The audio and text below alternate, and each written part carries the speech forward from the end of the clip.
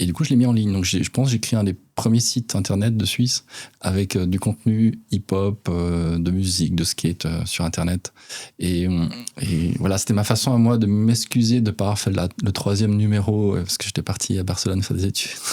J'ai lu on pourrait parler de mutation. C'est affreux, c'est terrible. Que penses-tu de ce mot? J'adore, hein, ça y est, Briner qui mute. Ouais. C'est bon, il a muté. Voilà, bah oui. En fait, on peut voir ça comme une renaissance. J'ai muté à partir du moment où j'ai produit 250 pages de documentation pour mon client et en une demi-journée. Étape 1, c'est l'adoption des LLM. Étape 2, c'est l'adoption de ce qui est agentique. Étape 3, on va vers une IA physique avec une représentation du monde, avec une simulation. C'est le concept du digital twin, mais qui est appliqué à un niveau plus avancé qu'une réplication spatiale 3D, parce qu'à l'époque, on modélisait un avion, on le copiait en 3D, et puis on avait fait un digital twin. Non, maintenant, on va plus loin, c'est-à-dire typiquement ils utilisent, là il y a Nvidia qui est sorti aujourd'hui, le Groot, qui est vraiment open sourcé, et donc on a à peu près tout aujourd'hui qui va être open sourcé et qui va permettre par exemple l'émergence d'un robot suisse. On va avoir les technologies qui vont être annoncées à Panorama et qui ont un impact sociétal futur, notamment pour l'encryption des données personnelles, notamment pour développer des systèmes ultra intelligents. Bienvenue dans cette nouvelle interview Alpacity. J'ai aujourd'hui le plaisir d'accueillir Raphaël Briner, initiateur de la seconde édition de Panoramaille, un rendez-vous devenu incontournable en Suisse romande pour explorer les opportunités offertes par l'intelligence artificielle générative. Il partagera avec nous son parcours, ses visions avant-gardistes et ses réflexions sur les transformations majeures qu'apporte l'IA. Bonjour Raphaël. Bonjour Delphine. Bienvenue sur la chaîne YouTube d'Alpacity. C'est un plaisir de te recevoir. J'ai envie de commencer cette interview en te demandant un petit peu de nous raconter ton parcours et aussi ce qui t'a conduit à mener les activités que tu mènes aujourd'hui. Alors, on vient à la vie avec certains traits, et je pense qu'un de mes traits, c'était l'hyperactivité. Et du coup, on vient dans la vie aussi avec un réseau familial, et mon père était responsable d'informatique dans une entreprise industrielle à Neuchâtel. Et un jour, il a débarqué dans le parking avec un énorme sourire et une boîte noire, une valise noire, mais plutôt cubique. Et je ne savais pas du tout ce que c'était, mais la forme était très étrange. C'était un Macintosh SE30 avec 2 lecteurs de disquettes. Et classe. La classe. Et du coup, je passais mon enfance entre l'ordinateur, à faire un peu de code, et le piano. Donc en fait, j'ai un rapport un peu spécial avec l'informatique. C'est très lié à l'enfance, en fait, paradoxalement. Donc t'as appris un petit peu à programmer Oui, enfin je copiais. J'étais pas très bon en informatique, je reste un très mauvais informaticien. Et le piano, tu copiais ou là t'es parti plus dans un côté créatif ? Alors, c'était le chaos total pour mes pauvres voisins. C'était très, très, très, très expressif. Je pense que j'ai encore oublié un trait. Non, c'était un peu trop intense. Mais c'était très sympa. Le piano était faux, il était un demi-ton trop bas, mais à part ça, tout, c'était très bien. Donc, piano expérience informatique. Oui. Ensuite, tu as évolué dans quel univers ? Neuchâtel, c'était un paradis, donc il y avait le lac. C'est un paradis, même si je suis sur Genève, de temps en temps je regrette, je regarde. Quand je repasse à Neuchâtel, j'ai une émotion assez forte. Et en fait, à Neuchâtel, il y avait un labo photo dans le gymnase. Et donc j'ai eu accès à ce labo photo. Une année, je crois que j'ai dû tirer 2000 photos noir-blanc. Voilà, j'étais un explorateur du monde, donc j'avais la chance de pouvoir voyager à 16 ans pour apprendre les langues tellement j'étais mauvais, il fallait que je rattrape. Donc, ça c'était un trouble de l'attention non diagnostiqué, toujours pas diagnostiqué d'ailleurs. Et en fait, voilà, je capturais, et je pense que c'est ce qui c'est ce qui pas me détermine, mais c'est un trait que j'ai, c'est d'explorer et de continuer à explorer. T'es allé où dans quelques pays qui t'ont marqué ? Alors, l'Allemagne, c'était terrible. Donc, j'ai découvert les bières. les grandes forêts. La culture. Après, l'Espagne, Munich, Madrid, c'était un peu le même truc, très chaud par contre. Non, mais disons que j'ai eu la chance de quitter Neuchâtel en allant à Barcelone faire des études de graphisme. Après avoir essayé de faire de l'informatique de gestion, tant bien que mal, mais j'avoue que les cours de gestion financière de 4e année d'économie, c'était pas mon truc. C'était un peu trop, théorique. Voilà. Donc tu as réussi à trouver une voie pour t'épanouir dans le graphisme. Exactement. Mais le comble de ça, c'est que au moment où je suis parti à Barcelone, j'étais déjà éditeur d'un magazine, donc j'étais déjà entrepreneur à 19 ans. Okay. Et j'avais du contenu qui provenait de journalistes que j'avais mandatés. Et du coup, je l'ai mis en ligne. Donc, je pense que j'ai créé un des premiers sites internet de Suisse avec du contenu hip-hop, de musique, de skate sur internet. Et voilà, c'était ma façon à moi de m'excuser de ne pas avoir fait le 3e numéro parce que j'étais parti à Barcelone faire des études. Voilà. Tu leur as dit que tu revenais. Du coup, c'était sur Adobe PageMill. Donc oui, je suis un vétéran du web. Ok, donc graphisme. Et donc, le graphisme, c'était ma façon de découvrir la typo, de découvrir les couleurs. Et surtout à Barcelone, c'était absolument incroyable.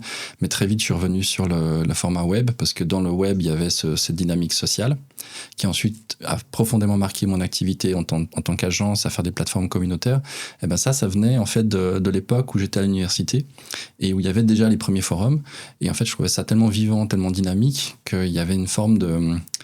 J'avais plus besoin de la théorie, je le voyais en pratique et je regrettais qu'une chose, c'est que le web soit pas devenu plus vite interactif, c'est-à-dire social. Et donc j'ai défendu ça pendant longtemps au sein de l'agence, qui était de créer des plateformes communautaires où on engageait à la fois les citoyens, à la fois les propriétaires de médias à publier des informations. Facebook est arrivé. C'est ce que j'allais te dire, c'est du Facebook, ça. Exactement. Donc moi j'ai vu l'émergence de LinkedIn. On était les premiers à être actifs sur LinkedIn. À l'époque, c'était pas du tout un média. C'était vraiment purement des CV. Si les gens voyaient LinkedIn, ils se diraient bon, ok, ça fonctionnait que avec des CV, il n'y avait pas de flux. Aujourd'hui, je pense que je lis 3 heures à 4 heures par jour sur LinkedIn des informations qui évidemment me viennent à travers l'algorithme. Et à l'époque, il y avait Facebook qui arrivait et j'en ai fait l'évangélisation. J'étais un des premiers prescripteurs.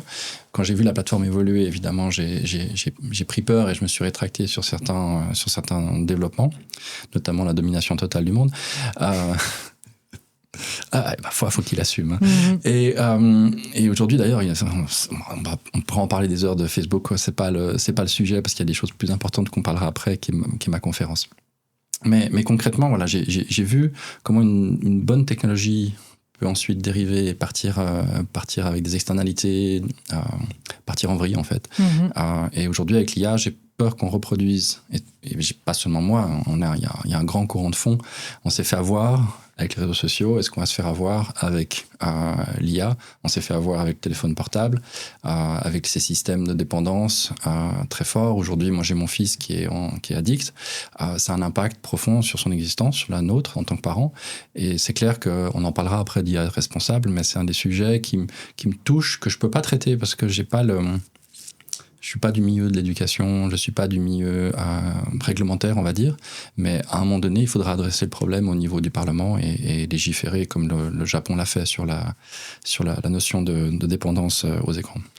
Ça m'intéresse. Est-ce que si on arrive en quelques mots à exprimer ce que le Japon a mis en place justement pour ces dérives, juste dans les grandes lignes. En gros, tu peux pas rester plus qu'1 heure devant ton écran. Ah d'accord, c'est ça. Oui, 1 heure de. Ouais. Oui. Alors déjà, obtenir 2 heures dans l'appart de tes enfants, c'est compliqué parce que ils sont à un point où, d'ailleurs, c'est le problème aussi de l'IA, c'est l'isolement social. C'est-à-dire qu'ils ne sont plus capables de se côtoyer dans la vraie vie.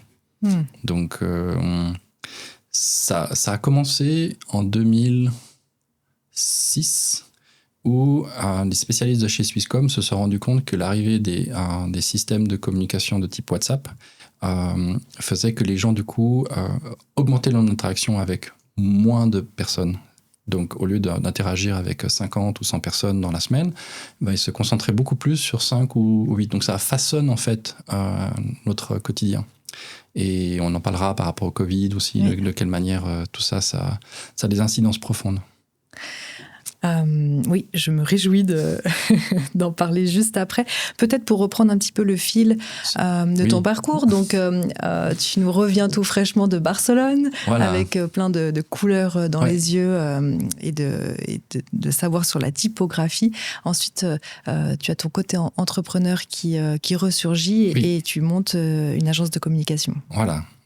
Assez rapidement, après 2 ans en agence, je monte la mienne, 25 ans, et assez responsable, jeune papa, donc je trouve mes propres clients. Et à l'époque, c'est vrai que c'était chaque 3 mois ou 6 mois, il fallait innover, il fallait absorber beaucoup d'informations, de nouvelles technologies. Et en fait, je ne sais pas si j'ai des choses intéressantes à dire sur cette période-là, à part qu'on s'est extrêmement éclaté. J'ai des anciens collègues qui m'ont dit que c'était leurs plus belles années professionnelles de leur existence. Mais c'est vrai qu'il y avait une part de découverte et de fraîcheur. Il y a eu une première cassure avec la crise de 2001. Non, 2001 où il a fallu mettre un peu plus l'expérience utilisateur au centre, ce qui était bienvenu évidemment. Il y a eu cette deuxième crise de 2008 qui malheureusement a coïncidé avec l'arrivée du mobile, et en Suisse c'était compliqué de faire cette transformation. Les gens étaient extrêmement sceptiques sur l'écran mobile, sur sa taille. Ils pensaient pas qu'un jour on allait tout acheter simplement sur les téléphones portables. Donc j'ai déjà vécu ces croyances, ces pensées limitantes, ces problèmes de perception sur le futur.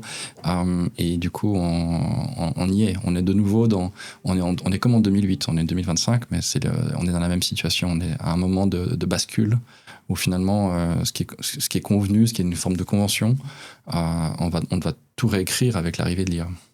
Ouais. Au niveau des schémas mentaux, au niveau des processus, au niveau de la façon dont on s'organise. Mais j'expliquerai pourquoi. Et après. Peut-être aussi des interactions. On est beaucoup plus dans le dialogue avec l'intelligence artificielle, ce qui peut-être nous décollera aussi des écrans. À voir, je ne sais pas. Peut-être c'est complètement faux. Alors là, ça va être compliqué d'enlever le téléphone portable. C'est tellement pratique de pouvoir regarder l'écran, enlever l'écran, regarder l'écran, enlever l'écran. Je pense qu'en termes, on ne peut pas faire plus facile, en fait, plus direct. C'est quelque chose, c'est à la volonté. Donc le problème, ça va être d'enlever le device de la main. C'est en tout cas pas en mettant un dans le cerveau ou sur les yeux que ça va faire l'affaire. Je trouve que les lunettes, typiquement, c'est assez effrayant. Ouais. Je reviens juste sur mon parcours parce que je sais que tu vas arriver au bout de ce parcours. Non, vas-y. Oui, je vais arriver au bout de ce parcours. Donc, pas mal de réseaux sociaux, activer des communautés. J'ai vu des communautés qui fonctionnaient, des communautés qui ne fonctionnaient pas. Typiquement, quand on a un responsable de communauté qui troll tout le monde, comme Elon Musk, la communauté, au bout d'un moment, elle se meurt. Alors là, c'est un petit peu différent parce qu'il y a tout un courant politique autour de ça. Mais à l'époque, j'ai pu vraiment voir des initiatives qui fonctionnaient, la naissance de groupes, comment ça se fluidifie, comment ça se dynamise. Et puis, finalement, j'ai fusionné avec un concurrent qui était aussi sur les plateformes de gestion de la connaissance. Et donc, ce côté structurant de la gestion de la connaissance avec le côté engageant des plateformes de partage, on l'a trouvé, on a essayé de créer justement cette passerelle entre non structuré et structuré. Et donc ça a été une grande période de développement d'un outil qui est devenu mature, qui a été utilisé par des grands groupes, des plus petites sociétés. Et en 2018, j'ai rapidement vu que d'un point de vue en dehors de certains acteurs en Europe, la volonté aux États-Unis était déjà d'aller assez fortement sur du structuré automatisé. C'est-à-dire des moteurs de recherche qui commencent à automatiquement classer l'information et qui sont capables d'aller plus loin. Donc j'avais des experts qui me disaient « Ouais, mais ce que vous faites avec du tagging à la mano, de taguer l'information, ça va disparaître. » Et donc ça a été c'est un point de tension parce que quand on fait de la gouvernance informationnelle, on aime bien attribuer des choses de façon très carrée. Même le tag, c'est presque un workflow en soi parce que ça correspond dans la boutique, dans le store ou sur le terrain à des informations essentielles. Et donc on est toujours dans cette bataille aujourd'hui de information non structurée, information structurée.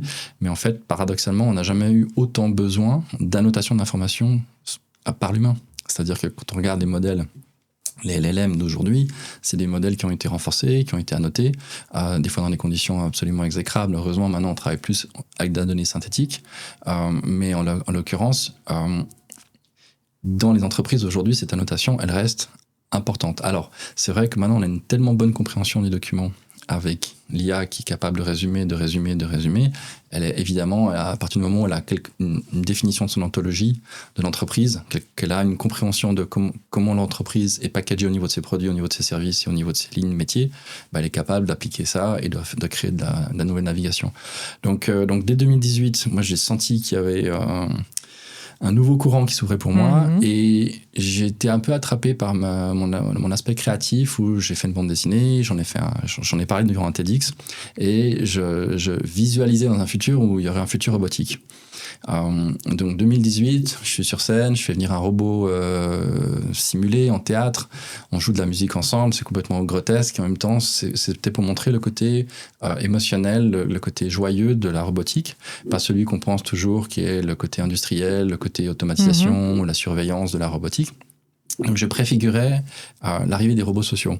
Et donc j'ai eu toute une phase un peu de réflexion et de questionnement sur quelles sont les bonnes conditions pour qu'on ait justement de façon sans trop d'externalité l'arrivée de ces devices intelligents, de ces entités artificielles. J'avais vraiment l'impression d'être perché, tout le monde souriait à la fin de la conférence, tout le monde était content, mais donc c'est que quand j'ai eu l'arrivée des LLM que je me suis dit ouf. Tout va bien. J'étais pas trop débile. Ouais. On a effectivement la capacité d'interagir de façon aussi sympathique, je l'avais exprimé sur scène. On a définitivement bientôt des robots qui ont la dextérité nécessaire pour pouvoir interagir sur scène. Donc tout ce que j'avais... mon intuition mon imaginaire s'est révélé juste. Alors voilà, donc j'ai aussi d'autres intuitions, notamment c'était sur la notion de gouvernance informationnelle. C'est-à-dire qu'à partir du moment où on a des robots qui sont dans l'espace, c'est-à-dire l'espace public, qui ont accès à de l'information, d'observation, etc., ils peuvent collecter de l'information qui est potentiellement utile d'un point de vue sociétal. Donc j'ai envisagé que cette donnée citoyenne puisse revenir à des fondations, plutôt qu'elle soit utilisée par exemple, une entreprise chinoise qui se déploie sur l'ensemble du territoire suisse et qui possède une information absolument critique pour la Suisse, mais qui se trouve sur les serveurs en Chine. Ce genre de considérations qui sont en train d'arriver aujourd'hui, donc voilà, c'est qu'est-ce qu'on va faire avec la data de ces super devices. C'est quelque chose qu'on n'aborde pas encore dans ma conférence, parce que c'est encore de la musique d'avenir, mais quoi qu'il en soit, la robotique aujourd'hui, c'est la 3e étape de l'intelligence artificielle. On a la première qui est l'arrivée du langage, enfin de ces LLM, des modèles de langage, pardon. La 2e étape sur laquelle on est en train d'arriver, grâce à notamment l'arrivée des protocoles, c'est l'IA agentique, c'est-à-dire qui est capable d'interagir entre elles-mêmes. Donc on a différents acteurs qui émettent des serveurs qui sont distincts, qui ne sont pas forcément toutes dans la même organisation, et on peut faire appel à des services de façon distribuée. Donc on va assister à l'émergence de millions de petites IA absolument stupides, mais qui sont très bonnes et très pointues pour exécuter une tâche. Donc voilà, à la conférence, typiquement, c'est un des sujets dont on va parler, les problématiques de sécurité, et puis il y a déjà des gens, des études en Angleterre qui réfléchissent à quel moment on n'a pas trop des IA qui sont réplication, autonomes, qui pourraient commencer à acheter du Bitcoin et puis à commencer à avoir des portefeuilles et puis à commencer à engager les humains à faire des choses sans qu'ils sachent que c'est des IA. Donc voilà, il y a des choses qui doivent être analysées. Heureusement, il y a beaucoup d'instituts qui ont émergé parce que tout le monde a envie d'éviter des faillites, des crises existentielles. Mais c'est pas du tout le sujet de Panoramaï, mais voilà, je voulais juste articuler ça. Donc c'est étape 1, c'est l'adoption des LLM. Étape 2, c'est l'adoption de ce qui est agentique. Étape 3, on va vers une IA physique avec une représentation du monde, avec une simulation. C'est le concept du digital twin, mais qui est appliqué à un niveau plus avancé qu'une réplication spatiale 3D, parce qu'à l'époque, on modélisait un avion, on le copiait en 3D, et puis on avait fait un digital twin. Non, maintenant, on va plus loin, c'est-à-dire typiquement ils utilisent, là il y a Nvidia qui est sorti aujourd'hui, le Groot, qui est vraiment open sourcé, et donc on a à peu près tout aujourd'hui qui va être open sourcé et qui va permettre par exemple l'émergence d'un robot suisse. Parce qu'on voit toujours les Américains, etc. Donc, si ça se trouve, à l'EPFL ou à l'ETH, il y a déjà des jeunes qui sont en train de se dire, bon, tiens, je peux commander ça en Chine, je peux installer ça de chez Nvidia, et puis voilà, on va développer des business cases ou des Citizen Case, qui permettent de... Je suis désolé avec mes anglicismes. J'avais dit Citizen Case. J'avais dit que je ferais des anglicismes. Et développer des usages qui correspondent à notre pays, quoi. Qui, je sais pas, par exemple, un ouvreur de porte de téléphérique. Est-ce que le robot qui accepte de passer la journée à moins 20 degrés quand il y a beaucoup de vent. Tu vois, un robot, là, par exemple, ça fait du sens. Bonjour. Mais tu le vois humain, le robot? Tu le vois humanoïde, le robot? Alors, l'anthropomorphisme des robots? À chaque fois, en fait, on retourne vers ça. J'ai l'impression que si... Aujourd'hui, la tendance de l'industrie, c'est de faire des choses qui sont assez plastiques pour des raisons de coût. Donc, d'utiliser du silicone et de faire des imitations de peau, tu vois quelques acteurs un peu creepy du japonais qui font ça parce qu'ils veulent aller vers justement plus que du robot social, mais un robot émotionnel, on va dire, un robot, on rentre dans une dimension intime. Donc voilà, je pense pas. Je pense qu'au contraire, c'est le rôle du designer d'arriver avec une forme de distanciation, de formuler clairement que c'est une structure mécanique pour qu'il y ait une distanciation nécessaire et une émotion moins importante. Après, je peux concevoir qu'on développe une émotion à partir du moment où un robot collecte de l'information sur ta vie privée, potentiellement cette mémoire-là, ce rapport mémoriel. Mais je pense qu'on va réussir à développer cette compréhension que, en fait, c'est une IA qui collecte pour soi. Et en fait, c'est notre disque dur. Donc, là, on va garder les clés. On aura peut-être un système de clés privé pour bien gérer cette granularité informationnelle. Mais on y est déjà, parce qu'aujourd'hui, un des gros usages, et Sam Altman est très fier de ça, de dire, voilà, l'IA, elle coach. D'ailleurs, c'était une des choses que je dénonçais au TEDx, c'est de se dire, attention, il y a une ligne rouge. On peut pas faire des IA psy, parce qu'un psy, il a beaucoup d'informations, il va regarder énormément d'informations, il a un background aussi un peu médical, il est capable de faire la différence entre border et psychorigide ou psycho... Je vais pas rentrer dans les détails, mais en fait... L'IA elle a trop tendance, avec tous ces biais, avec cette volonté de satisfaire, à donner des recommandations, genre quitte ton conjoint, sors de là, cette relation est toxique, etc. Alors qu'en fait, c'est peut-être la relation de base 100% bénéfique, simplement que dans cette information sur cet événement particulier, on peut penser que c'est une relation toxique. Donc si on a tous ces jeunes qui ne se confient plus à leurs amis, à leurs parents ou à des coachs, et qui ne se confient qu'à des IA, on va se trouver avec un bataillon de jeunes qui vont commencer à partir en vrille sans qu'on le sache. Donc c'était dans ce truc-là déjà en 2018, j'étais là, ça sent pas bon là. Et puis les Américains, bien sûr, pas de souci. Allez, faisons un bon business de coaching. mais je conçois que donc ces usages personnels de santé mentale ou de feedback sur soi-même, donc de développement personnel, tout ça, ça va rentrer, ça rentre déjà, c'est ce qui fait qu'il y a un des gros usages. Donc c'est pour ça que OpenAI est devenu non pas seulement une boîte B2B, mais une boîte B2C, et parce qu'elle vient, il y a des éléments de réponse, mais donc ces éléments de réponse sont biaisés, ces éléments de réponse peuvent amener les gens à avoir des mauvais comportements, ou ne pas ouvrir la parole, et puis du coup rester dans une forme d'isolement et de dépendance cognitive ou de dépendance émotionnelle avec ces IA. Voilà, donc c'était pour... j'en ai dit beaucoup de choses. Non, c'est super. Ouais. Je me posais la question avec tout ce que tu as pu vivre, notamment avec ton idée déjà avant-gardiste des plateformes, Facebook, sur d'autres projets, notamment avec celui des hashtags ou du classement de l'information, ou en tout cas organisation de l'information, avec les idées que tu as aujourd'hui assez avant-gardistes sur ce que tu vois dans les prochaines étapes de l'IA. Quelle est l'importance du bon timing dans tout ça pour un développement de projet? Alors, d'être trop tôt, on dirait être un précurseur, c'est pas un cadeau.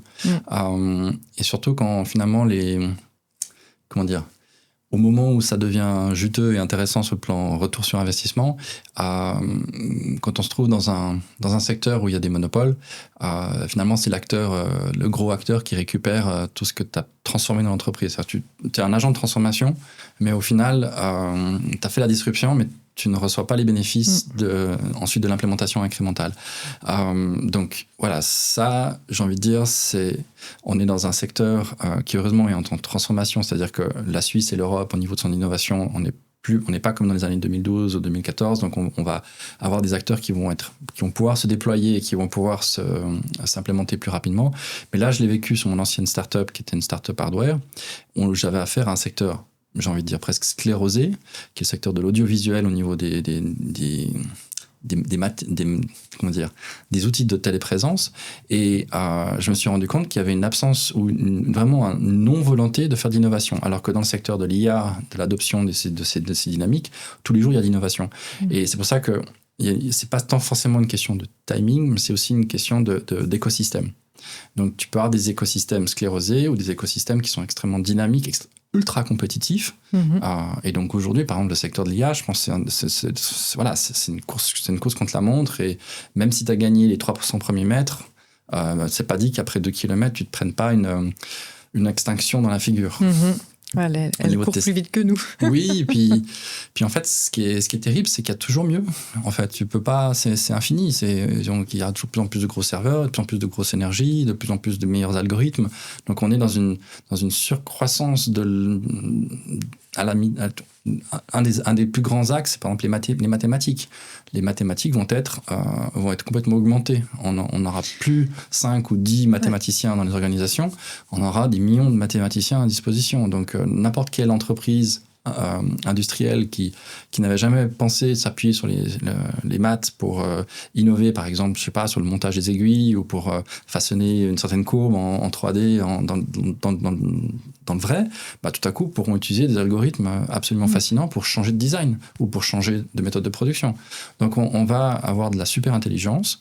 Je n'ai pas envie de parler des GI parce que je pense qu'au contraire, on ne va pas avoir une intelligence générale, on va plutôt avoir des super intelligences métiers.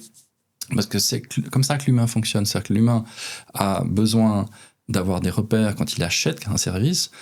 En gros, il a besoin qu'on lui dise 4 bénéfices. Si tu lui dis tu auras des millions de bénéfices, il se braque, il fait ok, ça a l'air un peu obscur ton truc. Puis surtout, c'est difficilement mesurable. Comment tu veux mesurer des millions de bénéfices? Alors là, quand tu dis on va t'améliorer ça, ok, on peut y aller déjà avec ça. Donc on a notre propre limitation cognitive qui font qu'il y aura une implémentation pas totale et qui va se faire quand même avec chacun aura son rythme. Par contre, en termes de culture, la culture anglo-saxonne, par exemple, ils ont une posture d'adoption qui est quand même radicalement différente. Aux États-Unis, ils changent de service comme de chemise, donc de service informatique, de plateforme de collaboration. Ils testent tout, ils adoptent tout, ils sortent des énormes budgets. Donc c'est pour ça que même si aujourd'hui on va pouvoir rattraper le retard informatique grâce à cette nouvelle capacité de codage accéléré, il y a quand même cet enjeu de la culture, de l'adoption.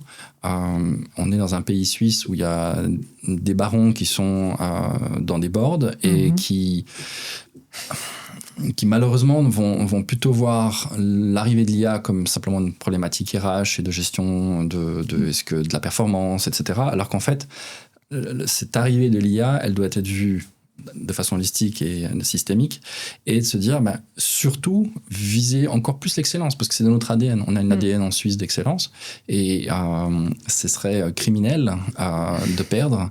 On a des... Je sais pas, je vais pas dire des noms, parce que...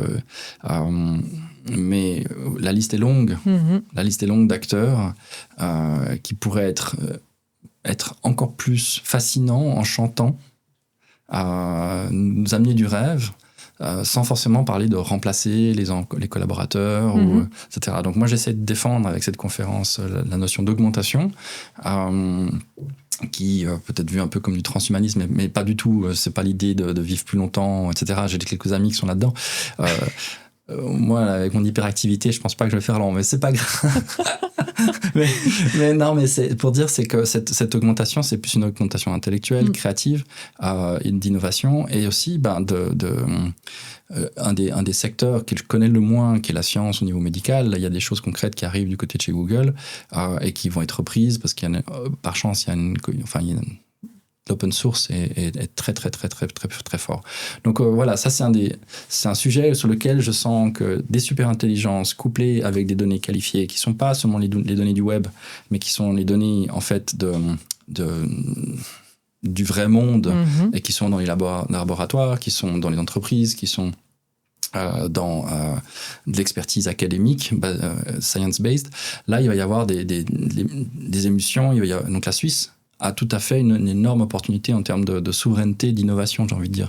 On parlera un peu des histoires d'infrastructures après, mais si on revient un peu dans ton schéma, parce que là, j'ai complètement perdu le fil. Non, c'est pas du tout ça. Je voulais rebondir sur l'écosystème. Oui, l'écosystème. Tu parlais comme quoi il y a le timing, mais il y a aussi l'écosystème. Oui.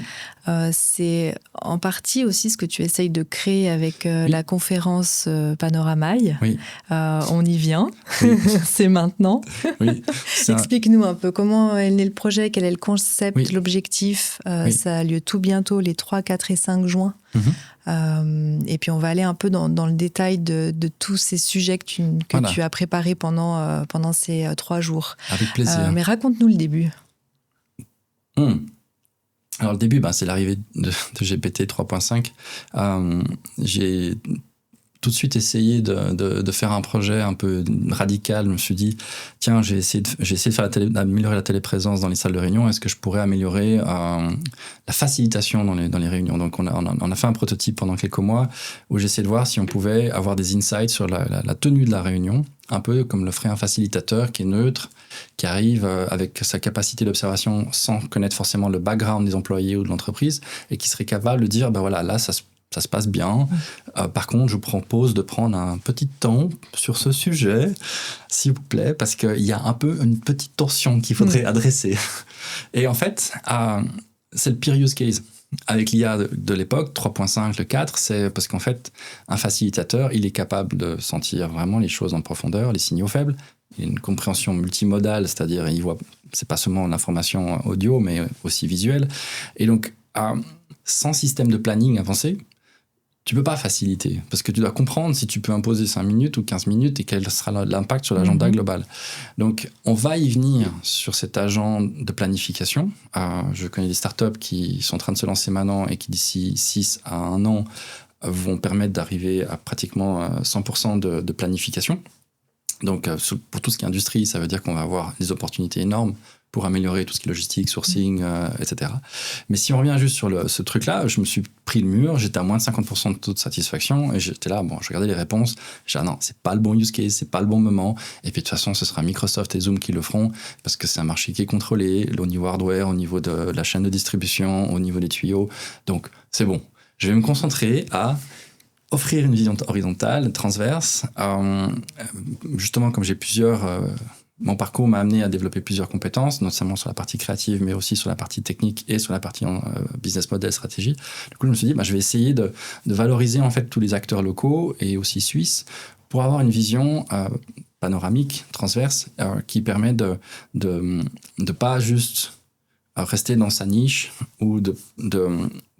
et surtout de créer des liens entre les experts locaux, parce qu'on en a.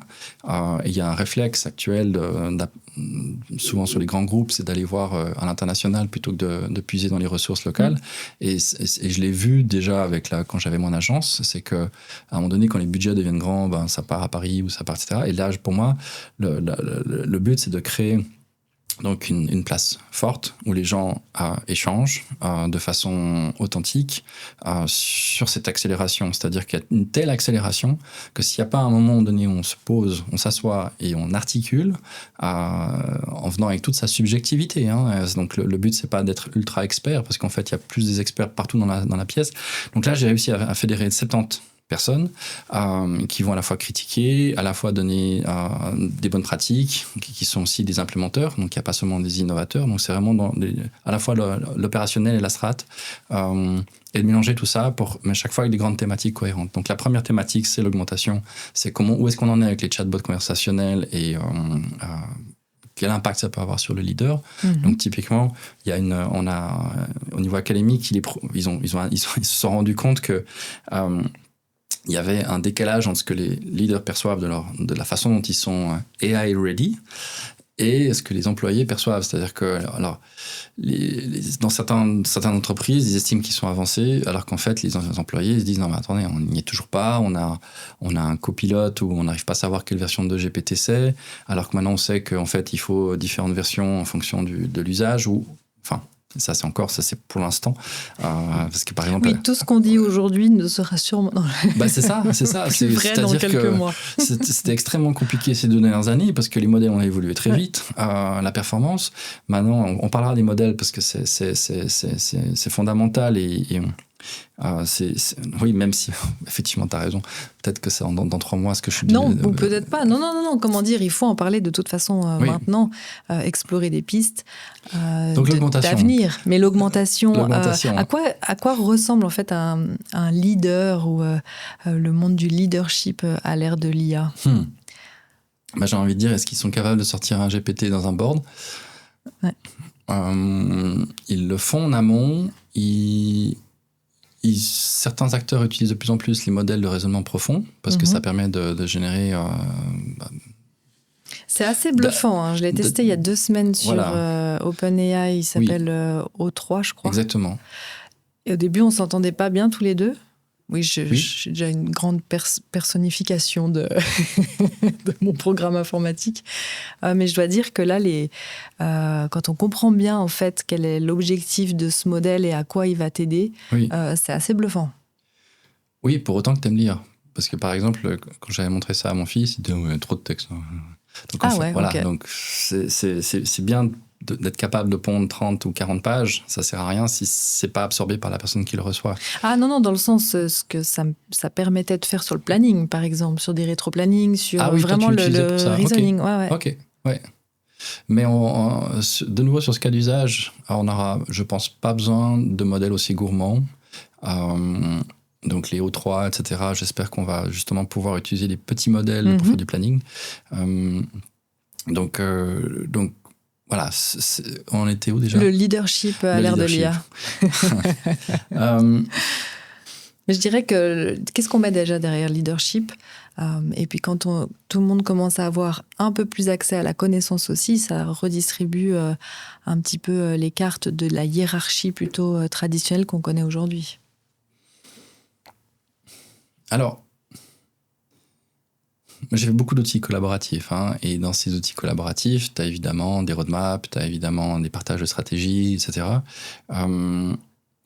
Aujourd'hui, je ne pense pas qu'on est encore dans une phase où 100% de la stratégie peut être définie par une IA. Dieu merci. Il faut...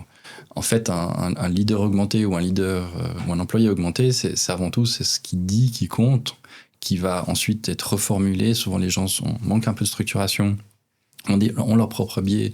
Et en fait, pour moi, le résultat d'une conversation, c'est simplement qu'il y a eu un moment d'introspection et ça a été reformulé correctement et ça a ouvert un champ du possible. Donc, ce que j'aimerais voir à l'avenir, mais ça, c'est des moments où on se rencontre avec l'IA pour faire cette étape de collaboration. Parce que si l'étape d'innovation et de réflexion stratégique ne se fait que en one-on-one avec l'IA et plus à 2 ou à 3, ça veut dire que l'approche design thinking, le côté, etc., c'est mort. Donc il y a un sujet que j'ai essayé un peu d'aborder, qui était un peu comment est-ce qu'on fait des sprints, etc.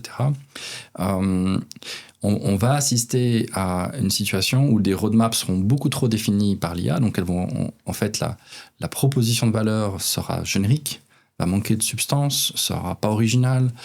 Donc ça, c'est très dangereux d'avoir justement des mauvais stratèges qui délèguent trop et qui sont quelque part en dépendance et qui manquent d'excellence. Donc moi, je pense que les experts ont d'autant plus d'importance et je suis pour finalement former les opérationnels à faire plus de stratégie. Parce que comme ils vont gagner du temps sur le planning, comme ils vont gagner du temps sur sur plein de choses diverses et variées qui étaient typiquement le contrôle, la surveillance, etc., et ils auront des indicateurs beaucoup plus performants, autant qu'ils basculent plus sur où sont les propositions de valeur, où est-ce qu'on peut améliorer, est-ce qu'on a vraiment un customer feedback qui nous permet de développer de nouveaux services, et avec l'IA, redéfinir en fait la proposition de valeur de l'ensemble d'un groupe.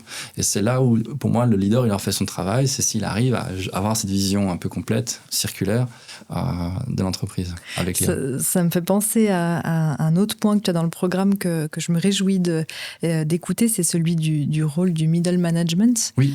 Parce que c'est un petit peu ce que tu exprimes en fait. C'est aussi un mouvement en fait des positions dans les entreprises. Oui, il n'y a pas 3 étages dans une organisation, en fait, il y en a des milliers. C'est pas les middle managers, ils ont quand même une...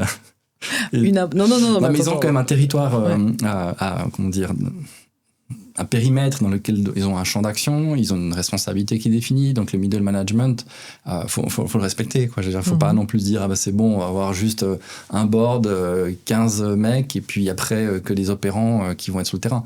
C'est l'horreur, c'est une proposition de société qui fait pas de sens. Et d'ailleurs, c'est un des sujets aussi qu'on va aborder, qui est finalement le sens de tout ça. Mais donc, le middle manager augmenté, il va devoir apprendre à travailler avec des agents, oui. Ça va être obscur, il va râler, il va y avoir des hallucinations, il va dire c'est nul, qu'est-ce qu'on m'impose encore. Donc, de nouveau, une transformation digitale. À la même époque, il fallait apprendre les sales à structurer les carnets de commandes, et qui sont les clients, en gros, remplir des formulaires. Puis c'est vrai qu'on a un petit peu abusé. Là, maintenant, la bonne nouvelle, c'est que ça va s'auto-remplir. Donc, il y a beaucoup d'informations, typiquement, qui proviennent des meetings, qui sont transcrits et qui donnent plein d'insights au niveau des meetings pour que les sales performent mieux, dans les contextes qui le permettent. Mais donc voilà, cette transformation, elle va être accélérée parce que l'ensemble des grands acteurs IT, grâce au nouveau protocole MCP, vont pouvoir très vite déployer, augmenter leur technologie, par exemple un Jira ou un Salesforce, ils sont compatibles maintenant MCP, et donc MCP, c'est le protocole pour justement que les agents interagissent entre eux. Ok. Donc ça permet justement d'avoir des serveurs externes et pouvoir faire des requêtes, avec évidemment les problèmes de gouvernance, mais... Donc on y va en fait. Ce protocole montre l'ouverture, enfin le feu vert de l'agent IA. Exactement, c'est Anthropic qui l'a open sourcé, OpenAI l'a pris, Google l'a suivi, et maintenant il y a Microsoft qui l'a suivi. Alors évidemment, donc maintenant il y a des marketplaces MCP, ce qui veut dire que oui, on est à un tel point qu'on se demande pourquoi ça n'a pas été fait avant.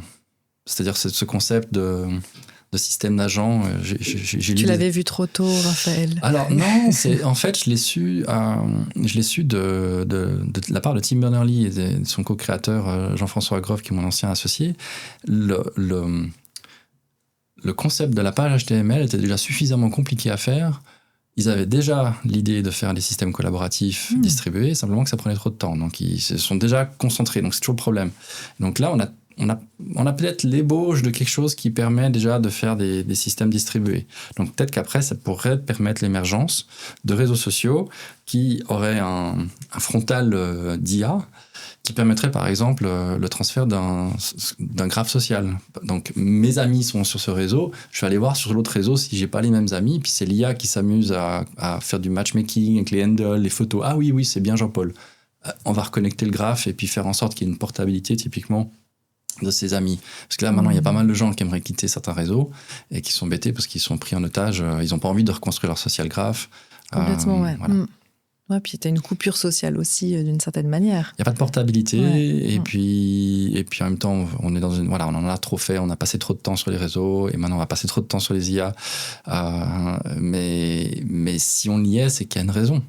C'est qu'il y a des besoins. Donc, on revient sur quoi, là ? On était sur les agents, on a fait les agents. Là, on est en train de faire un peu... On dessine, on creuse un petit peu tous les sujets qu'il y aura sur ces 3 jours. Tu as parlé des agents intelligents. Là, tu en as dit quand même quelques mots. Exactement. Donc, ils arrivent. Le protocole MCP qui est là. Enfin, Ils arrivent. Elle. Qui sont ces agents Qui sont ces agents et est-ce qu'ils vont remplacer, transformer les sociétés en profondeur Les agents, je crois pas. Ouais, ok. Non, c'est stupide. C'est-à-dire qu'on les configure aujourd'hui pour déjà valider certains cas d'usage. Donc, on est dans une plomberie de base et puis on veut déjà faire que l'étape 1 puisse amener à l'étape 2, à l'étape 3, etc. Ce qui est très bien sur certains cas, c'est ce qu'il faut. Mais on a encore trop d'hallucinations. Donc, comme je disais, par exemple, dans le secteur industriel ou de la production mécanique physique, on n'a pas le droit à l'erreur. On ne peut pas se permettre d'avoir 30%. Dans la génération de code, dans la génération de visuels, dans la génération de prise de décision, on a une marge d'erreur qui nous permet de dire, OK, le code n'était pas parfait, c'est pas grave, on a quand même pu déployer, on a quand même du retour client, etc. La même chose avec un service. Peut-être pas dans l'assurance, mais dans beaucoup de services où c'est pas grave si de temps en temps il y a un couac. Donc tout ça, on va en parler avec une septantaine de personnes oui. Sur les 3 jours. Peut-être quelques mots sur la première journée que j'aime beaucoup, qui est quand même dédiée, où tu as invité beaucoup d'artistes. Ah oui. Sur le 3 juin. Oui. Pourquoi, Raphaël? D'abord, parce qu'on revient à ce que j'avais dit, que l'exploration. On a... Alors, contrairement aux LLM qui ont absorbé 900 000 milliards, les chiffres sont monstrueux, 900 milliards de tokens, je crois, ou 2000 milliards de tokens pour composer... Je regardais ça il y a 2 ans, mais c'est vrai que je plus. Pour composer un méga modèle comme celui de Meta ou le O3, ils divisent déjà par feinte pour arriver déjà à 500 milliards de paramètres. Puis après, ils recompactent. Puis par exemple, le dernier modèle de Microsoft qui s'appelle Phi4, il a été extrait en fait de données synthétiques des grands modèles et puis ils refont un modèle de 18 milliards de paramètres qui a l'avantage de pouvoir tourner sur ton ordinateur avec 16 gigas de RAM, ce qui veut dire que du coup, tu n'es pas seulement dans des déploiements d'utilisation possibles à distance avec le cloud, mais tu vas pouvoir par exemple travailler offline ou travailler dans des espaces ultra sécurisés. Donc ça, on a tous ces trucs. Si maintenant, je finis la parenthèse enterprise et je reviens sur la partie créative. La partie créative, on n'est pas dans une modélisation visuelle, multimodale du monde tel que... Alors, c'est pas vrai. Si je reprends la vision d'OpenAI, c'est des IA multimodales, elles deviennent excellentes pour reproduire. Le problème, c'est qu'elles deviennent tellement excellentes pour reproduire, c'est qu'elles peuvent reproduire des choses à la perfection. On l'a vu avec Ghibli, ils se sont lâchés, alors que l'artiste avait dit qu'il ne voulait pas, qu'il ne consentait pas et que pour lui c'était une abomination. Ils s'en fichent et maintenant on a tout un écosystème de gens qui utilisent des images Ghibli pour montrer qu'ils ont le droit à la libre expression, etc. Alors que, donc du coup, ça crée une grande tension dans le monde de la culture, alors qu'il y a déjà eu, il y a 4 ou 5 ans, une première phase de développement de ces modèles dans une appropriation de cette information. Et puis maintenant, on est dans une sorte de deuxième phase où c'est carrément soutenu par le gouvernement américain qui vire la directrice du Copyright Office. Donc on va se trouver dans un monde très, très clivé où les États-Unis font absolument ce qu'ils veulent au niveau des images d'artistes, enfin qui reproduisent le travail d'autres artistes, et l'Europe qui a des considérations beaucoup plus fermes sur les ayants droit. Donc on va parler un peu de ça. On va parler de qu'est-ce que les créatifs ou les artistes vivent sur le plan émotionnel en utilisant de l'IA créative. Moi personnellement, par exemple, j'ai pu explorer des mondes, créer des mondes. Là, le dernier en date que je vais aussi présenter à Panoramaï, c'est je m'amuse à reproduire des sanitariums, qui sont des espaces où on prend le soleil. Et donc, oui, c'est mais du coup, c'est de voir si on peut réenchanter l'espace public en offrant des infrastructures de détente, où typiquement une maman avec ses enfants pourrait se poser. C'est parce qu'on pense toujours, il faut des jeux. Il faut un système avec un parc. Ben non, en fait, il peut très bien y avoir des espaces d'accueil qui sont tout aussi, qui sont pratiquement aussi confortables et intimes qu'un jardin, mais sauf qu'on n'a pas tous accès à un jardin. Donc typiquement, on parlait des rives de Neuchâtel. Ben là, il y a 35 kilomètres à réenchanter avec des espaces sanatorium. J'ai dit quoi? C'est quoi le nom déjà? Sanatorium. Sanatorium. Ouais. Un espace où on peut prendre le soleil. Ah oui, des petits coussins. Voilà, donc l'IA, elle permet de visualiser des choses du possible. Donc d'un point de vue design fiction, de créer un futur possible, pas forcément utopique, mais justement réaliste. Ça permet sans faire appel à un architecte, sans faire appel à un studio 3D, que je peux moi-même expérimenter la joie d'être l'espace d'une demi-journée en architecte. En tout cas d'un point de vue conceptuel, donc de pouvoir faire des moodboards. Et donc toute cette possibilité d'ouverture, que ce soit en tant qu'artiste, que ce soit en tant que journaliste, que ce soit en tant que... Il y a plein de gens qui ont un potentiel créatif. 40% des gens l'ont mis de côté, en fait. Ils auraient pu exploiter ça dans leur quotidien. Et là, tout à coup, ça veut dire que ces gens-là, potentiellement, pourraient être amenés à collaborer avec l'IA, donc c'est déjà en cours, hein, c'est ce côté créatif. Microsoft a déployé des systèmes de type justement DALL-E, ce qui fait qu'il y a les horribles images qui sont publiées. Alors le problème du bon goût, c'est que c'est quelque chose qu'on n'a pas forcément, ça s'entraîne. Donc c'est pour ça que je pense qu'on aura toujours besoin des designers, je pense qu'on aura toujours besoin des directeurs artistiques, je pense qu'on aura toujours besoin de l'éloge du beau et de l'éloge du sens et de l'éloge d'éthique pour que soient faites des choses, y compris en entreprise et pas seulement dans l'espace public, qui ne soient pas juste des monstruosités. Donc Panorama, c'est aussi valoriser des choses qui font du sens. Quoi. C'est compliqué, ces questions de bon goût, finalement. Ou pas. J'ai l'impression que tu as l'air tranché sur le sujet. Tu vois ces images où même des super scientifiques, experts, ils publient des sortes de images bizarres de robots avec des sortes de lumière verte, etc. Je sais pas, il y a toujours des formes de représentation du futur absolument obscènes qui sont hors sol, qui correspondent pas à la réalité. Dans 50 ans, Genève, ce sera toujours Genève. Il y aura toujours des bokeh, je sais pas, enfin... C'est ça le bon goût, c'est le bon sens en fait. C'est juste se dire que oui, des représentations du futur, elles peuvent être drôles, mais là, ce qu'on voit, c'est juste des abominations. Alors par contre, les robots physiques tels qu'ils sont conçus, là c'est ce qu'on voit, tous ces Américains, il y en a au moins 25 acteurs qui font des robots. Ça, c'est des abominations, mais réelles, qui vont arriver. Et puis après, les gens ils seront là, ouais, c'est super, on va les mettre dans l'espace public. Mais non, c'est moche. Loin, ce robot. Donc on va avoir une sorte de révulsion. L'Europe va être là, non. Interdit sur l'espace public. Justement, je crois que tu as tout un track aussi sur l'IA et comment dire, pas l'espace public, mais plutôt l'IA dans un monde citoyen où comment elle collabore dans cet espace justement public. Alors, dans le track, c'est Real World AI, c'est-à-dire que, comme je t'en ai touché un mot avant, c'est l'IA physique et la dernière vague que Nvidia estime la plus grosse. Si tu regardes Elon Musk aussi, pour lui, les voitures, on s'en fout. Il fait façon Optimus robot partout. Il a construit son data center avec ses 200 000 H100, ses GPU, donc il est super content. Et puis surtout, c'est sa prochaine valorisation. Il se dit, moi, un jour, je pèserai autant que Nvidia. Je pense qu'il vise ce target-là. Donc, ça pose des questions, de se dire, OK, est-ce qu'on va on sait qu'ils sont pratiquement bons au niveau de la domestication du monde physique réel, de pouvoir mettre des robots qui sont capables d'être autonomes dans l'espace. On sait qu'au niveau des systèmes de planification, c'est-à-dire que si je fais ça, il y a de fortes chances que se passe ça. Donc on va avoir des systèmes d'experts qui sont capables de simuler les différentes situations, différents scénarios. Donc le robot sera capable d'anticiper. Et donc on va avoir ça qui rentre. Je pense pas que j'ai trouvé les experts pour parler de ça. Quand je mets Real World AI, ça va être surtout sur la question de l'infrastructure, les problématiques de l'IA par rapport à l'infrastructure, c'est-à-dire on a cette vision que en fait l'IA est extrêmement gourmande pour créer des modèles.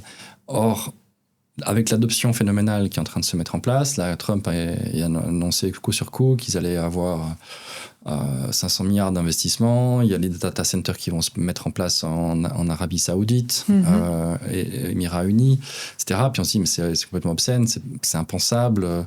Pourquoi mettre des serveurs dans des zones où il fait déjà 50-60 degrés? Donc, ces questions-là, ça m'interpelle.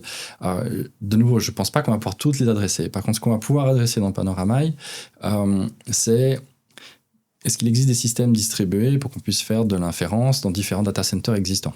Par exemple, il n'y a pas que les data centers de Microsoft, il y en a plein, il y a des petits acteurs.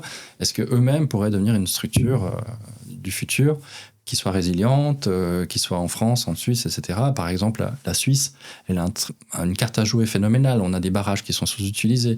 On peut faire travailler les data centers la nuit, faire remonter l'eau, etc.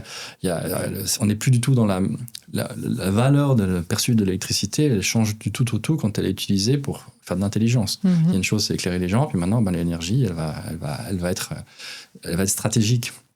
Après, on voit aussi le rapport à l'eau, chauffer l'eau, etc., la consommation d'eau. Bon, en Suisse, on a énormément d'eau. Là, un des éléments de réponse que j'ai lu par rapport à Abu Dhabi, c'est qu'ils ont énormément investi sur le dessalement et du coup, ils vont employer simplement, ils vont prendre la chaleur de l'océan, ils vont renvoyer la chaleur dans l'océan. Quelqu'un dirait c'est obscène. Ben, en termes de gigawatts de réchauffement sur l'océan, c'est rien par rapport au soleil. Donc, on est dans le complexe, on est dans toutes ces informations-là qu'on va peut-être aborder. Je ne sais pas ce que les speakers vont dire sur ça, mais en tout cas, on a l'IA, elle a une contrainte physique. Elle va observer le monde. Elle va changer le monde d'un point de vue géostratégique. Elle est déjà il y a des choses qui sont en train de se mettre en place. Il y a un nouveau pôle qui est en train de naître. On était dans un duopôle, maintenant on va être dans un rapport tripartite avec quelque chose qui n'est pas du tout l'Europe, qui est justement les 3 pays, le Qatar, Abu Dhabi et puis Riyad.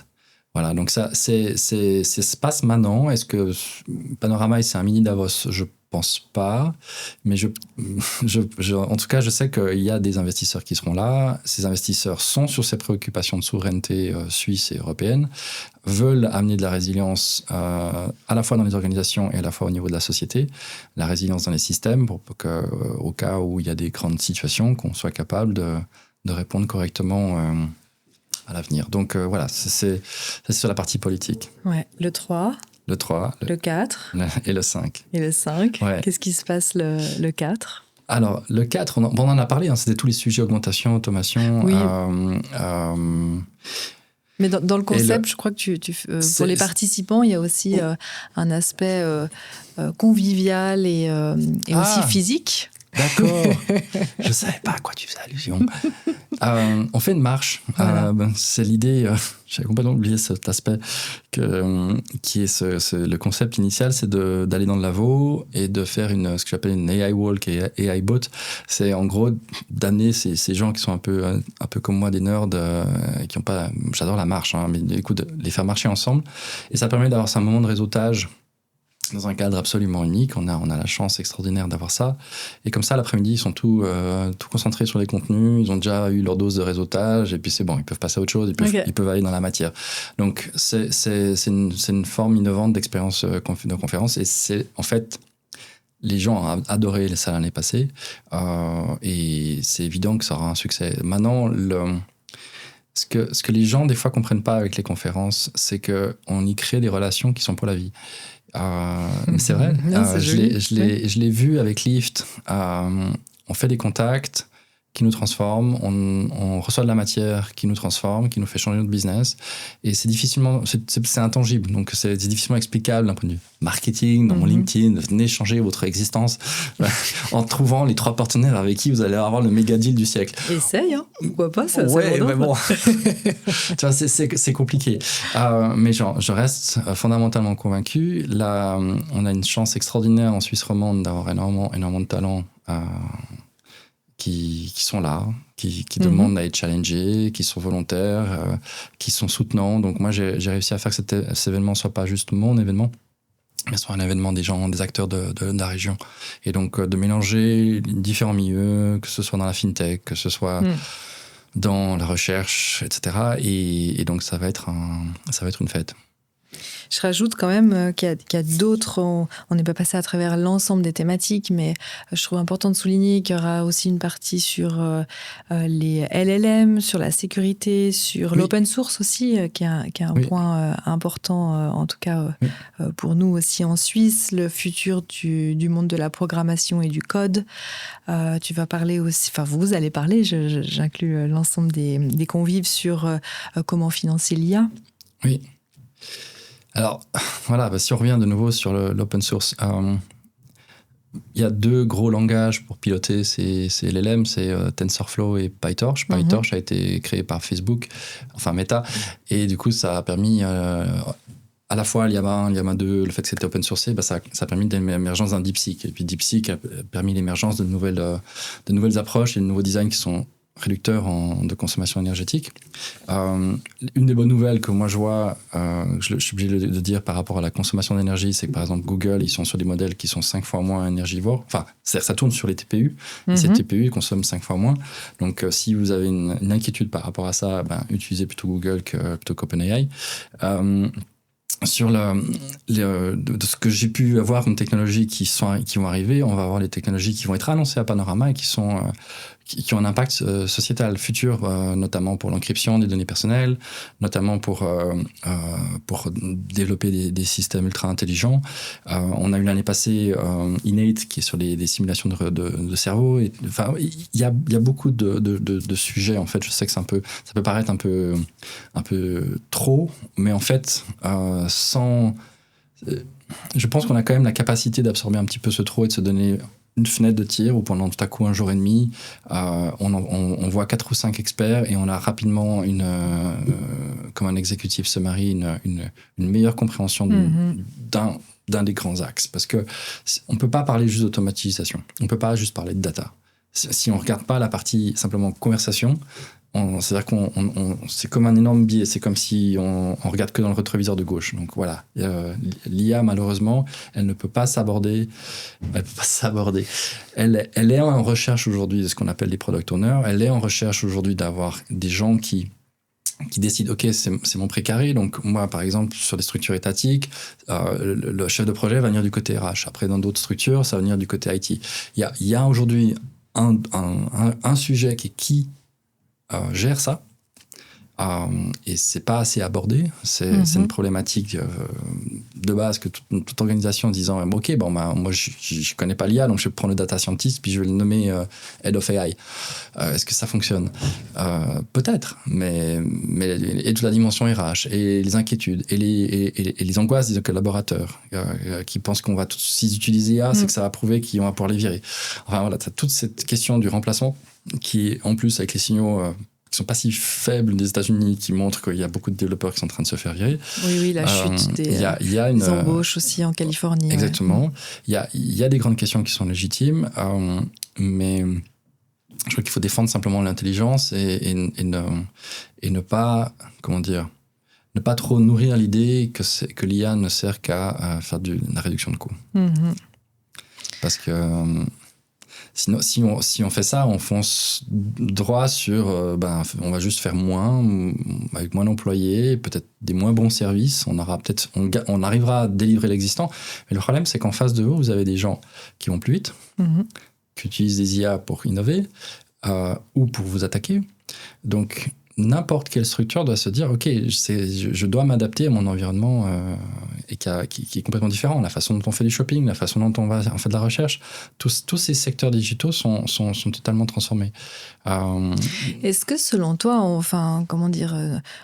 si on comprend bien, l'IA, c'est vraiment un changement en fait majeur de société, de manière de s'organiser, mais qui est assez profond. On ne parle pas juste de modèle d'affaires, d'augmentation, ce que je comprends en tout cas. Oui.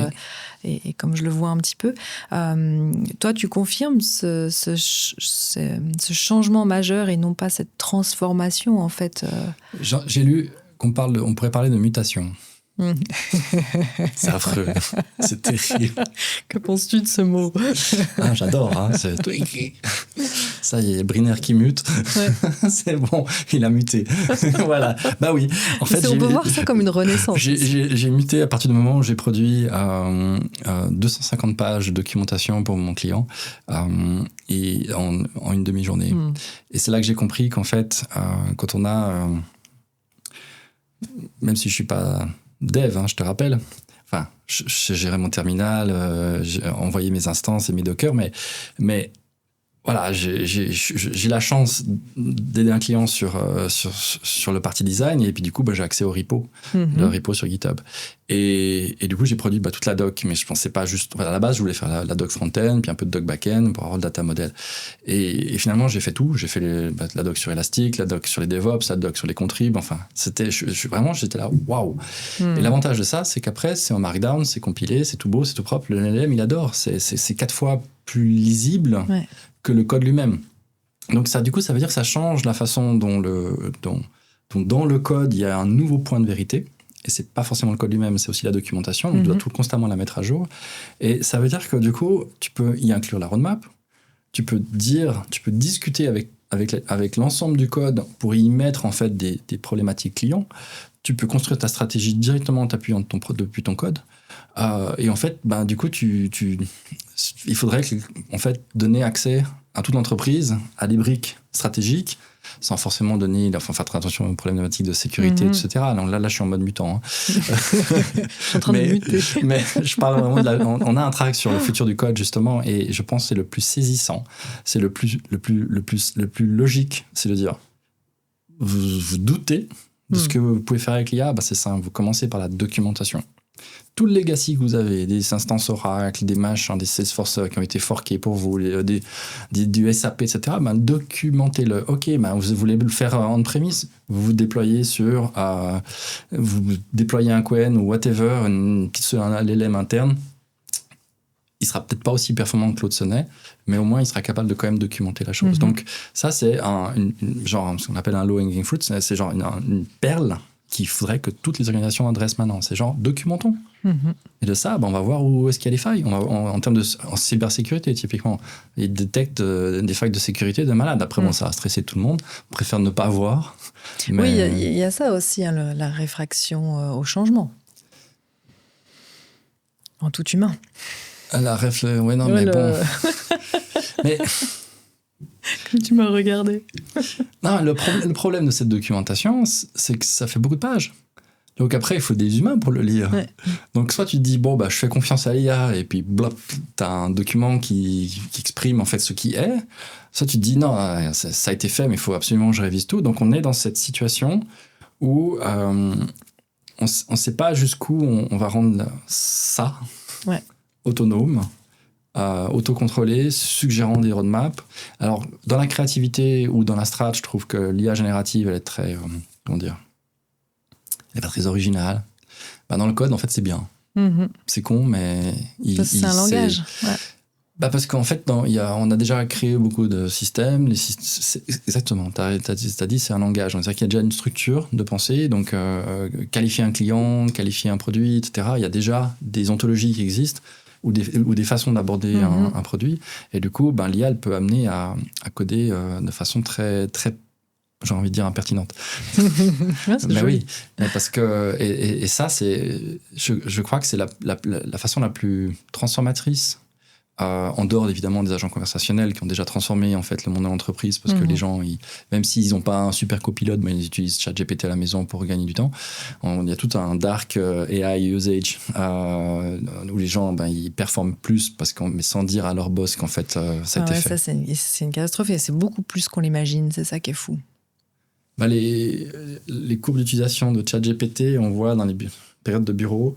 Ah mais non, on arrive à voir ça. Ah ouais, ils le voient, ils l'ont dit, ouais. Donc, il y a une énorme utilisation B2B, ouais. Ah, c'est fou. En fait, c'est exactement ce qui s'est passé avec WhatsApp à l'époque. Quand WhatsApp arrivait, ça a été utilisé par les employés, puis après, ils se sont dit, tiens, on va peut-être faire Teams. Ouais. Donc, sauf que là, Microsoft, ils ont une longueur d'avance.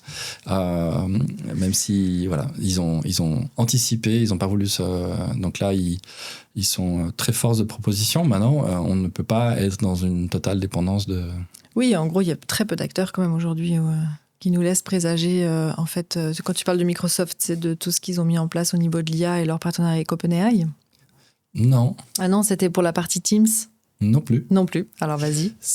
Non, mais c'est que Microsoft, ça reste Excel et PowerPoint. Et c'est le point de départ de ce que les collaborateurs font, qui s'appuient sur SharePoint. Et après, tu as besoin d'un moteur de recherche, donc tu as besoin de VectorDB, tu as besoin de tout ça. Et du coup, ils unifient parce qu'ils ont toujours su très très bien unifier. Là, ils sont en train de se faire taper dessus pour sortir Teams parce que c'était justement trop unifié. Et du coup, il y a énormément d'enjeux en fait. Donc, toutes ces startups qui sortent, qui disent ouais, c'est bon, je vais faire des nouveaux systèmes, s'ils le font sans conscientiser de quelle manière en Europe Microsoft est une couche stratégique et de facto l'écosystème corporate sur les grands comptes. Ça veut dire qu'ils n'ont pas compris en fait. Ça veut dire qu'ils n'ont pas compris que ça se trouve la VectorDB, ils ne pourront pas choisir la VectorDB. Ça se trouve, tu vois, ou le système de classification de prompts ou de surveillance des prompts, t'as une base de données spécifique pour les prompts, du coup, qui monitore ce que les gens promptent, ce qui est logique. Hein, t'as le input-output. Enfin, non, encore, ça, c'est encore autre chose. Bref. Je te perds un peu.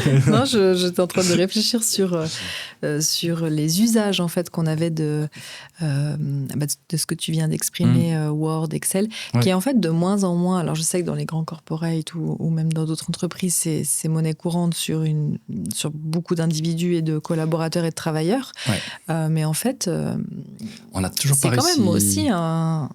C'est un héritage. C'est un héritage, mais qui est de moins en moins... Enfin, je veux dire, tu prends Canva par rapport à PowerPoint. Je pense que la nouvelle génération utilisera PowerPoint utilisera Canva et non pas PowerPoint. Tu te rappelles ce que je t'ai dit par rapport à l'audiovisuel? Je pense que ça, c'est dans ce secteur d'outils collaboratifs, le Word va encore rester longtemps parce que c'est un standard, on va dire, transactionnel. Tu envoies un document Word. Enfin, il y a voilà... Il y a l'email, il est encore là. Ça fait 15 ans que j'essaie que je participe à des conférences où on dit on l'email. L'email va rester. Oui, d'ailleurs, tu es joignable pratiquement que par LinkedIn. C'est vrai. D'ailleurs, des fois, je reçois des emails à double, mais tu vas répondre à l'email? Ah oui, pardon, c'est vrai, pas juste que LinkedIn. Est-ce qu'on a fait le tour? Oui, on a fait le tour. J'arrive sur mes questions de fin, je n'en sais rien du tout. Je t'ai perdu, c'était bien. C'était sauvage. C'était parfait, c'était sauvage. Non, j'aime bien poser mes 2 questions de fin pour ceux qui nous écoutent. C'est une recommandation d'un livre qui t'a marqué, d'une chaîne YouTube que tu écoutes, un lieu où tu attrapes de la connaissance et qu'on partage sur la chaîne. J'ai eu une énorme période de lecture. Malheureusement, avec la conférence, je lis en fait des choses qui peuvent potentiellement avoir un impact sur la conférence. Et si j'avais pas lu tout ce que j'ai lu sur LinkedIn, j'aurais été absolument incapable de vous dire tout ce que je viens de vous dire. Donc, c'est vrai que j'utilise LinkedIn comme des capteurs. Donc, je vais lire des auteurs qui peuvent être très critiques sur ce qui se passe aux États-Unis ou très critiques sur ces croyances de superpuissance qu'on pourrait avoir avec les l'IA typiquement les promesses erronées de Musk et de Altman. Plus que maladroite, corrompue, parce qu'en fait, ça change du coup la valorisation de leur entreprise. Donc, en fait, c'est un mensonge financier. Oui, ça fait partie du jeu, absolument. Oui, ça fait partie du jeu, mais en même temps, à un moment donné, je dis en tant qu'actionnaire, c'est grave. Je ne suis pas actionnaire, mais c'est pas très éthique. Et de toute façon, la bourse aujourd'hui n'est plus du tout éthique dans ce qui s'est passé récemment. On va pas parler des tarifs, tiens. On a réussi à faire sans parler des tarifs. De tout un tas c'est fini, de choses qu'on n'a pas abordées. Tu disais, c'était quoi la question déjà? Une recommandation de sources d'information. Donc à LinkedIn, tu nous conseilles d'y passer du temps, de s'abonner à des personnes. Exactement. Quand vous likez, en fait, vos likes vont influencer votre algo. Donc c'est logique que si vous faites attention à qui vous likez et que vous interagissez, ça va être positif. Moi, j'ai des gens qui disent je déteste LinkedIn. Moi, je lis des choses super intéressantes. Donc, voilà. Ensuite, ta deuxième question, je sais déjà parce que je me rappelle. Je vais te la donner. Oui, je te l'ai envoyée à l'avance. Une personne que tu nous recommandes d'inviter sur la chaîne YouTube d'Alpacity. J'aurais envie de dire un peu tous les speakers qui viennent à Panorama. Là, ta liste est longue. On a pour quelques années. Mais oui, mais parce qu'ils viennent, tu vois, je leur donne 4 minutes pour qu'ils donnent du contexte. Ensuite, ils participent à un panel où ils s'expriment 5 ou 10 minutes. C'est pauvre, c'est évident, c'est de la surface. Donc, il faut de la profondeur. Donc, je te remercie de m'avoir donné cette fenêtre pour pouvoir aller m'exprimer hors Panorama, parce que j'aurais pas le temps de parler dans Panorama, et je vais poser des questions mais pas donner ma vision. Et là, comme ça, il y a un éclairage un peu sur quelle est mon intention, mon background et pourquoi Panorama existe. Écoute, de toute façon, j'y serai. Je me réjouis vraiment de cette conférence sur ces 3 journées. Ouais. Merci infiniment, Raphaël, et on se dit à tout vite. À très bien. En juin. Non. Oui. Dernier point. Vas-y. Si j'ose. Il y a une extraordinaire conférence qui est gratuite, qui s'appelle AI for Good, en juillet. C'est sur 5 jours. Alors, évidemment, le dernier jour, c'est la gouvernance. Ça va peut-être pas forcément vous interpeller, mais il y a... On a la chance d'avoir les Nations Unies avec l'ITU qui ont monté ce programme-là il y a déjà quelques années. C'était une toute petite conférence au début avec des bizarres robots debout à l'entrée, mais ils ont commencé à avoir de plus en plus des gens influents. Et puis comme c'est les Nations Unies, donc typiquement l'année passée, il y a eu Sam Altman, il va y avoir des annonces. Il y a des super beaux projets qui touchent à la nature. Comment est-ce qu'on peut utiliser l'IA pour écouter les animaux. Génial, ok. Ou traduire ce qu'ils disent. Mon grand rêve. Voilà. Pour le chat. Le chat. Ok. Ouais, moi, c'est plutôt chien. Non, ça dépend les jours. Voilà. Donc, AI for Good, c'est à Genève. AI for Good, voilà. Okay. C'est pour ça que ma conférence, si tu veux, elle peut pas adresser tous les sujets éthiques. Et puis, du coup, au lieu de faire une demi-journée, mais un peu pas complète, de toute façon, il n'y a pas de complétude, mais là, ils ont des budgets, il faut venir des gens du monde entier, il y a des super auteurs, il y a des superstars. Vraiment, ça vaut la peine. Donc, on va se retrouver aussi en juillet avec une petite délégation Panorama AI for Good. Ah, mais génial. On mettra tous les liens dans la description de tout ce que tu Et puis, il faut venir aux marches, parce que oui. La marche, c'est la base. C'est la santé. C'est le soleil. Je te fais un vrai au revoir, Raphaël. Ça marche. Bonne journée.